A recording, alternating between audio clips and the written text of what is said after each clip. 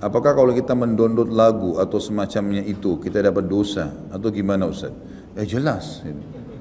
Jelas, ini sudah berapa kali kita jelaskan dalam pengajian. Teman-teman, kalau antum sudah ada di pengajian, mulai sekarang yang didengar adalah pengajian, tilawah Al-Quran. Musik ini dan lagu tinggalkan udah.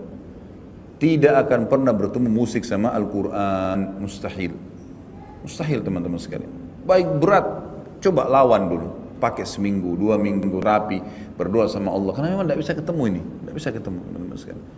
Dan semua rata-rata ikhwah dan akhwat kita alhamdulillah yang sudah terapkan apa yang saya bilang ini, akhirnya mereka terapi meninggalkan, dan setelah mereka meninggalkan sebulan, 2 bulan, mereka sendiri berkata, sungguh kami tidak tahu Ustaz, dulu kenapa saya sekonyol itu ya, pakai beli uang banyak sekali, sampai ada yang Masya Allah rumahnya penuh, satu ruangan semua dengan DVD musik dan segalanya. Dia bilang sekarang justru setelah ikut pengajian dan saya tahu, saya alihkan dari pengajian ke pengajian, dari taklim ke taklim. Seperti teman-teman duduk di sini, rasa bertambah iman nggak? Saya tanya sekarang. Hah? Bertambah iman, baik. Kenapa nggak dilakukan setiap saat nih teman-teman sekalian? Kenapa nggak kembali ke mobil sebentar dengerin lagi, masuk apartemen dengar lagi ilmu, materi lain. Syaitan akan mengatakan, sudahlah, tadi kan sudah cukup, sekarang hiburan dengar dandut. A'udzubillahi minasyaitonirrajim. Enggak, saya mau materi lain. Imam Nawawi belajar teman-teman satu hari 12 kitab di 12 guru, gitu kan? Antum mesti satu hari itu dengar 12 materi berbeda. Dengarin ilmu, dari ilmu ke ilmu. Karena ilmu itu tidak akan menambah kecuali kepintaran, keimanan, kebaikan, ketinggian derajat, banyak manfaatnya. Musik itu akan membuat kalau sedih ya sedih, kalau senang ya senang, kalau kalimatnya jahat kita jadi jahat juga. Ya begitu. Bukankah banyak musik-musik lagu-lagu orang non-muslim yang akhirnya saya buka pakaianmu, saya begini, saya begitu, bahasa yang tidak santun sekali. Kira-kira tidak berpengaruh pada orang, berpengaruh pada orang itu. Berpengaruh gitu kan. Kata-kata, cacian dan seterusnya ini semua tidak ada manfaatnya teman-teman sekalian. Maka tidak bisa ketemu antara ini sama ini. Download mulai sekarang ceramah. Dari ceramah ke ceramah, ustadz ini ke ustadz ini, materi ini ke materi ini. Lalu susun dengan rapi, buat seperti kurikulum sendiri. Kalau saya pribadi sudah buat di web kita, resmi itu memang web ini kita susun secara rapi. Ada kajian Minhajul Muslim, ada Bulughul Maram, ada dosa Al-Kabair, ada Riyadhus Shalihin, ada Mahkota Pengantin, ada serial Sirah, ada serial Sahabat, banyak, ada Tablik Akbar, ada khutbah Jumat.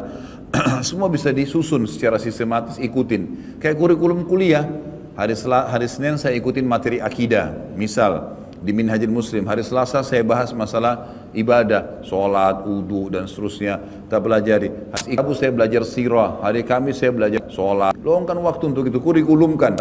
Ada di antara ikhwah-ikhwah yang WA ke saya dan memang Masya Allah saya lihat mereka mengikuti dan mereka akhirnya seperti orang yang sedang kuliah.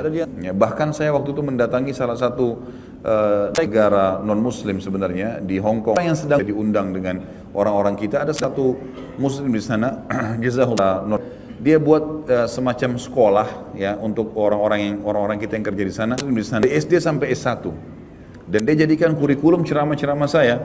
Jadi kalau teman-teman ini pada hari Sabtu atau Ahad lagi libur, mereka sekolah gitu ya. Lalu mereka tonton sirah. Lalu setelah nonton 1 jam, setengah jam, 1 jam, kemudian dikasih pertanyaan, 30-40 pertanyaan dijadikan sebagai soal. Mereka jadikan sebagai kurikulum. Maka itu insya Allah akan menambah kebaikan, nambah ilmu buat kita. Tentu bukan harus ceramah saya ya, siapa saja boleh insya Allah. Jadi saran saya, Allah alam, ini musik memang harus ditinggalkan teman-teman. Insya Allah antum akan rasakan manfaatnya pada saat sudah ditinggalkan. Coba terapi seminggu, 2 minggu dan lihat hasilnya. Kita akan rasakan ketentraman jiwa. Pada saat saya bimbing umroh selalu jawaban jemaah saya begitu. Pertanyaan, Ustaz, kok di sini nyaman sekali ya? Keenak rasanya mau tiap hari begini. Apa kira-kira sebabnya? Saya bilang selain Masjid Haram dan Masjid Nabawi memang di sini luar biasa pahalanya, juga kita termotivasi ingin mengejar ibadah di situ. Sisi yang lain saya tanya, begini, Bapak Ibu di sini selama seminggu atau 9 hari pernah dengar musik? Enggak pernah Ustaz. Itu salah satu hal yang efeknya besar sekali ya. Besar sekali jiwaan, sehingga memang kita tidak terganggu dengan itu. Sampai Abu Bakar besar gerakan radhiyallahu anhu, musik itu dengan mazamirus syaitan, anak-anak panah syaitan, itu akan merusak hati seseorang. Sekali kena berbahaya sekali, gitu kan? Berbahaya. Dan teman-teman yang hafal Quran tahu masalah itu. Kapan mereka dengar musik maka sangat berpengaruh kepada kualitas hafalannya. itu memang sudah umum. Jadi orang kalau hafal Quran yang paling pertama diingatkan dua hal, interaksi sama lawan jenis yang bukan mahram dan jangan dengar musik. Ada teman saya sama Allah hafal Quran 3 bulan dan kata kuncinya dia juhud, dia berusaha dan dia tinggalkan dua hal tadi. Nggak pernah interaksi sama lawan jenis, dia tinggal di gunung, di pesantren sana dihafal sama dia dan tidak pernah dengar musik selama 3 bulan hafal 30 juz dan Masya Allah sampai sekarang bertahan hafalan itu. Memang manfaatnya besar sekali, gitu kan? Jadi dari ceramah ke ceramah, dari Al-Quran ke Al-Quran, dan Al-Quran kalau didengarkan tilawah usahakan ikuti terjemahannya. Ya, seperti itulah, Allahu a'lam.